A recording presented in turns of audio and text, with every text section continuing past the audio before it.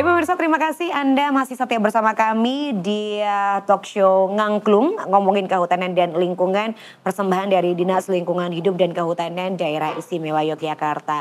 Jangan bingung ya, kalau tadi mungkin kita ada di alam terbuka, sekarang kita ada di dalam ruangan, karena memang sepertinya cuaca kurang mendukung pemirsa, jadi daripada basah kita pindah aja ya. Tapi istimewanya, saya kehadiran satu lagi tamu istimewa saya untuk melengkapi diskusi menarik hari ini masih berbincang terkait dengan program Jogja Hijau. Ada siapa?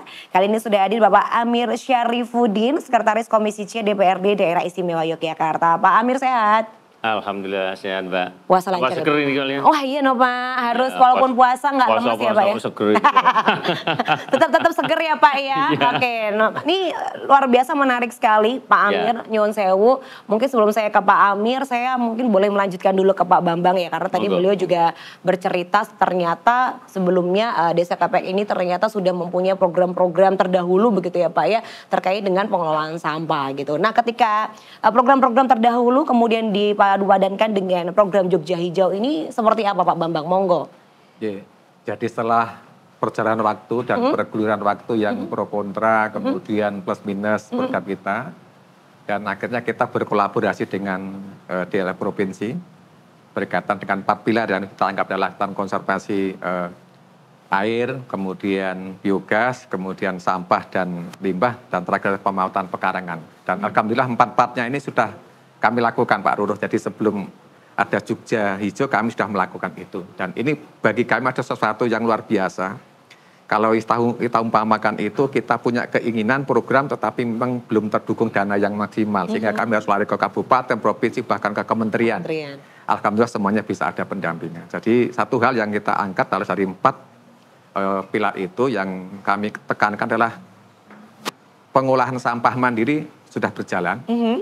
Dan kalau dulu orang berpikir sampah urusannya PU gitu ya Pak Amir ya. Tapi sekarang kenapa sih Pak Lurah kok pusing-pusing ngurus istri aja belum jelas kok ngurusi sampah. Tapi ternyata begitu kita laksanakan ternyata ya atau tidak masyarakat bisa merasakan. Kepek yang dulu sempat kumuh ternyata sekarang target kami bukan pendapatan karena kita kelola dengan BUMDes, tetapi alangkah Kepek ini menjadi kampung bersih. Kemudian konversi migas yang dulu limbah tahu menjadi masalah, kami dikomplain oleh tetangga-tetangga sebelah, tapi ternyata dengan penemuan teknologi tepat guna, ternyata limbah cair tahu ternyata menjadi nilai tambah kita rubah menjadi biogas. Ya. Kemudian yang sampah sudah dikelola oleh KSM Amir Taris 1-2, sekarang ada tambah lagi 2 itu. Kemudian kita mulai sampah itu berasal dari rumah tangga. Sehingga bagaimana kami bekerjasama dengan Serikandi Sampah. Bulurah, PKK sampai Dasawisma 144 itu kita maksimalkan. Bagaimana sampah bukannya tanggung jawab pemerintah kelurahan, operator keliling, tapi dimulai dari rumah tangga masing-masing. Ada pemilahan yang dari rumah tangga, plastik sudah. Dan terakhir pemautan pekarangan, itu salah satu target kita adalah tanah kas desa yang tidak produktif, kita ya bahasanya seperti BIM Salabim bolehlah, tapi dalam hitungan tahun yang dulu tidak produktif kita rubah, kita bigu, kemudian menjadi area untuk pisangisasi, kemudian pengembangan sayur mayur sebagainya. Kita mulai. Ini barangkali seperti itu, ternyata semakin ke sini semakin kami itu bersemangat. Ternyata yang dulu jadi masalah gitu. Jadi masalah terkadang memberikan nilai tambah. Jadi berkah ya Pak? Jadi berkah. Wow. Dan artinya satu, ini sebuah kegiatan itu harus dilakukan dengan bersama. Kalau dalam sebuah kita sholat ya harusnya dengan ya gerakan bersama. Ya imam tapi juga makmum ya semuanya menjadi sebuah gerakan ya bersama. Insya Allah nanti akan memberikan kemanfaatan. Saya pikir itu. Luar biasa ya Pak ya, perlu diacungi jempol karena menggerakkan sekian banyak orang itu kan tidak mudah. Tapi insya Allah kalau misalnya masyarakat mendapatkan manfaatnya malah lebih bersemangat ya Pak ya. Oke, menarik sekali, mungkin semoga semangat-semangat yang baik ini bisa ditularkan untuk kelurahan-kelurahan yang lainnya. Oke, mungkin ini untuk Pak Amir. Pak Amir, di segmen yang pertama tadi saya sempat ngobrol bersama dengan Pak Ruru juga. Ternyata saat ini juga sampah masih menjadi kendala ataupun juga isu lingkungan yang belum selesai nih Pak, belum maksimal ya gitu ya kita bicara ya. Oke, nah dan ternyata untuk masalahnya sendiri ini kan belum selesai di masyarakatnya gitu. Masyarakatnya masih ada yang mungkin masih malas memilah-milah gitu ya Pak ya. Nah menanggapi hal tersebut kalau dari Pak Amir gimana sih Pak? Harus ngopiak-ngopiak kayak gimana sih Pak? Monggo. Ya memang masalah sampah itu ya namanya sampah itu kan akhir ya. Kalau tidak diselesaikan juga menimbulkan masalah. Betul. Tetapi memang harus ada perubahan perilaku masyarakat secara pribadi, keluarga. Maka ada sekolah itu harus melakukan edukasi. Oke. Dari rumah saja lah, rumah sendiri itu harus diselesaikan dulu. Saya punya komunitas, Mbak. Komunitas 35 kelompok. Ini berjalan kira-kira sudah 10 tahun. Jadi di rumah saya itu sekarang saya nggak beli sabun, Mbak. Tidak beli sabun? Iya. Oke. Karena masyarakat sudah kita kelola, mereka kita edukasi sudah puluhan tahun, tinggal sampah-sampah mulai dari minyak jelantah, kita kelola. Jadi kalau biasanya kita beli di toko yang sabun X itu harganya 4.000, di tempat saya udah harganya di antara 10 sampai 15.000. Ini kan berarti hasil edukasi yang harus kita berikan kepada masyarakat. Pak Lurah betul tadi. Nah, fungsi dari otonomi kelurahan kan di situ itu bisa melakukan apapun, apalagi Nyun Sewu ya. Ekonomi hijau ini baru saja kita buat perda loh, Mbak. Oke. Untuk perdanya kinyis-kinyis ya. Oh, masih baru banget gitu ya, Pak? Baru banget, kemarin baru tanggal 8 Maret 2024. Ini mendukung acara-acara yang akan dilakukan, bukan acara, tapi program ya. Program, oke. Dan ada 17 loh yang bisa kita lakukan dengan ekonomi hijau itu. Perdana nomor 1 tahun 2024. Oke. Berarti kan baru kemarin. Iya betul. Baru anyar gitu. Iya. Mau lebaran ada perda itu. Berarti nanti kan kita dukung saja.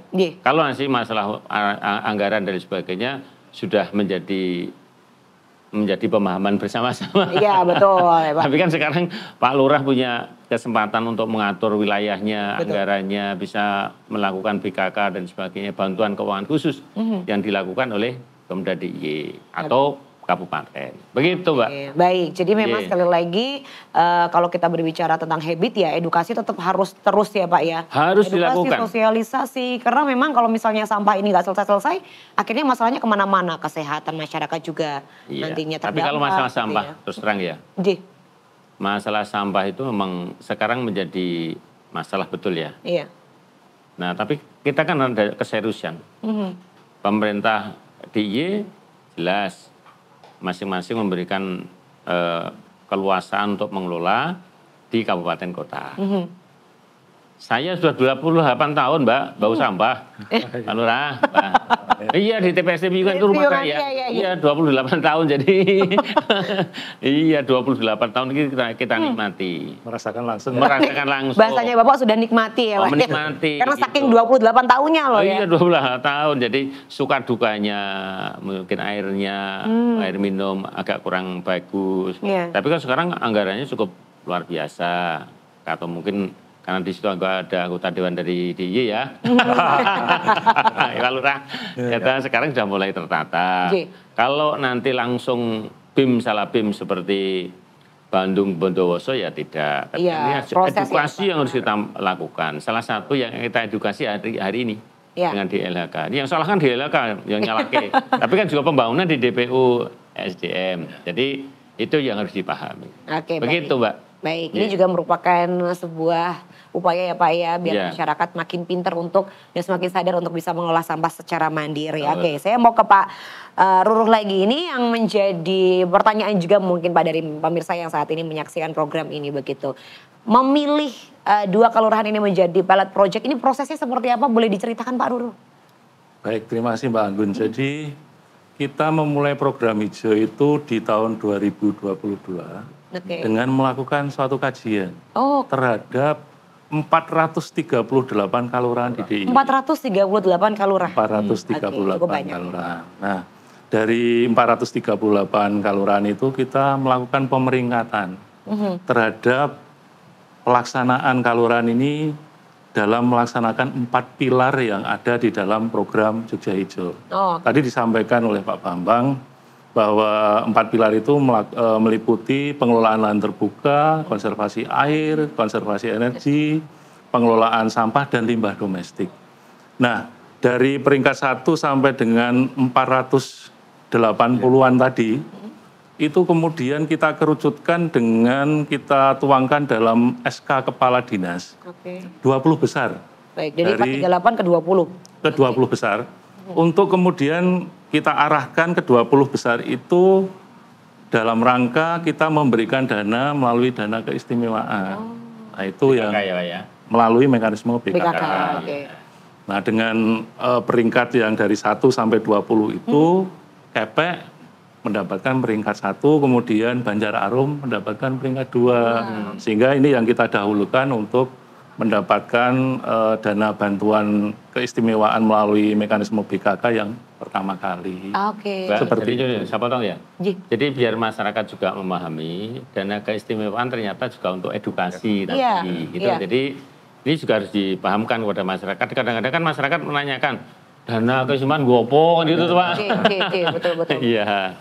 Nah ini juga dana keistimewaan ternyata bisa dipakai juga untuk untuk ekonomi dan sebagainya. Baik. Nah ini menarik ya Pak. Jadi prosesnya cukup panjang ya Pak. Dari 438 akhirnya mengerucut menjadi 20 begitu ya. Terus kemudian akhirnya sudah terpilih kelurahan-kelurahan yang ternyata bisa untuk dijadikan pilot project begitu ya Pak ya. Alasan utamanya apa sih Pak sebenarnya yang paling kuat begitu untuk memilih 2 kelurahan ini?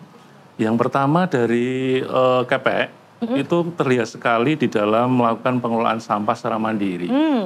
Mereka sudah memiliki pionir berkaitan dengan pengelolaan sampah dengan adanya BUMDes yang melakukan pengelolaan sampah secara mandiri. Nanti Pak Bambang bisa menjelaskan lebih detail.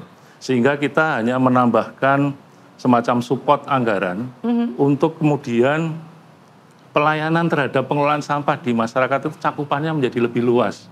Sehingga kemudian sampah residu yang dibuang ke TPA atau tempat pengelolaan sampah terpadu itu semakin kecil. Begitu. Jadi itu adalah alasan yang mendasar begitu ya Pak ya, kenapa kelurahan KPI ini menjadi salah satu kelurahan yang dipilih untuk menjadi pilot project program Jogja Hijau. Nanti kita akan lanjutkan lagi diskusi menarik hari ini. Pemirsa jangan kemana-mana, daripada penasaran kelanjutannya seperti apa, pokoknya tetap terus pantengin program Ngangklung Ngomongin Kehutanan dan Lingkungan.